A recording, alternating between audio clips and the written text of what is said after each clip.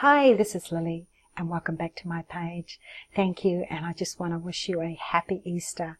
I've just finished doing a recording, and so I want to do this one on a different verse that I've come across. Again, I must say, Easter to me means changes.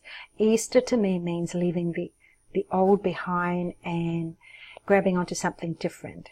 Take something different this Easter and let it manifest and see the changes will happen more so on Monday, the new day of the week, plus that's the day that Christ rose. So he died on Friday, which is today, and then Christ will rise again on Monday. That's how I see Easter, as bearing, the hatchet. You can say that, but just forgiving people and looking back and what changes can you make from the last year, from the last Easter. And I just want to share with you that that's how I see Easter. Christ died for a purpose. He gave up his life so that we could have life.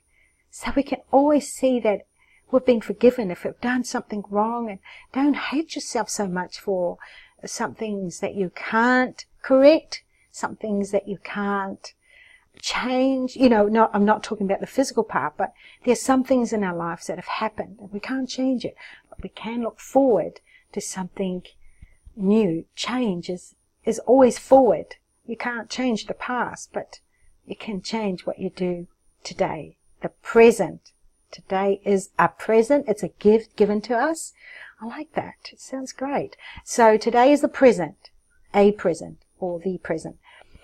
And we must make it that a day today does not go without meaning. Give it some meaning for yourself. Give it some meaning to say, today is a day that I'm going to change. I'm going to let God mold me.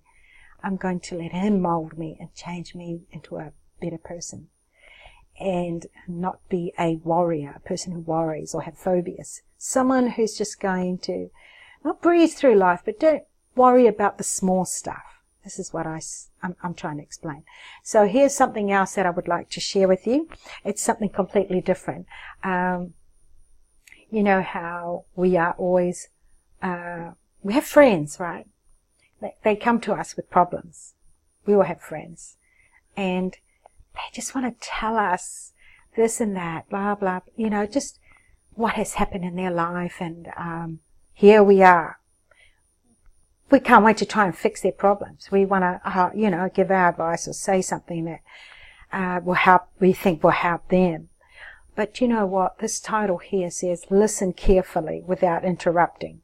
So this is what I'm going to share with you. Maybe there are people out there, or yourself, who is this type of person who just loves to listen to people's problems and interrupt them and want to try and fix it and change it.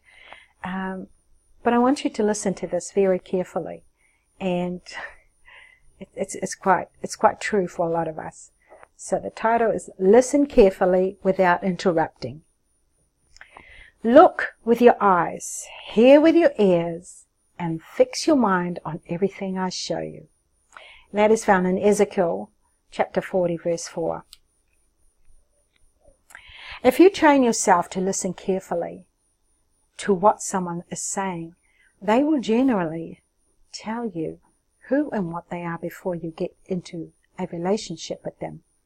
Prevention is better than cure, but more times than not, when someone begins to warn us of their weaknesses and what to expect, we jump in with our motivation, oh no, that can't be true, thoughts, and encourage them to move forward with us. We need to learn the priceless art of listening without interrupting. If you do, you'll save yourself years of tears, secret disappointments, and negative experiences.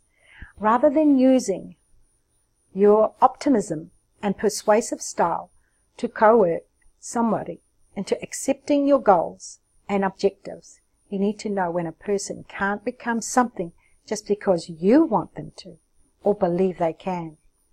They can't run on your fuel, your character, and the maturity won't make up for their lack of it.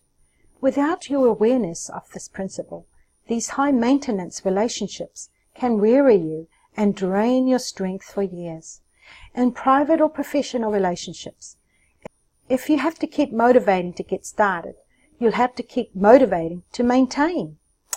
On the other hand, if you look, listen, pray and observe, you can decide whether it's worth the effort to engage in the relationship in the first place. And if you ask God, He will guide you in this. His word says, look with your eyes, hear with your ears, and fix your mind on everything I show you. For you were brought here that I might show them to you. So I found this very interesting, and that's why I thought I would share it with you, because we have all been there. And I think these words are very, very true. So I hope that you get something out of the words that I've just read to you. And this is Easter, just to remember that God can mold you. Let Him mold you. Let Him help you in your life. And see the changes happening and manifesting now, from now until Monday. There'll be a lot of changes in your life if you accept some of these readings that I've just read to you. So thank you for joining me on my page. Happy Easter, and I'll see you again on my next video. God bless you, and don't forget to subscribe to my page if you want to see more of my videos.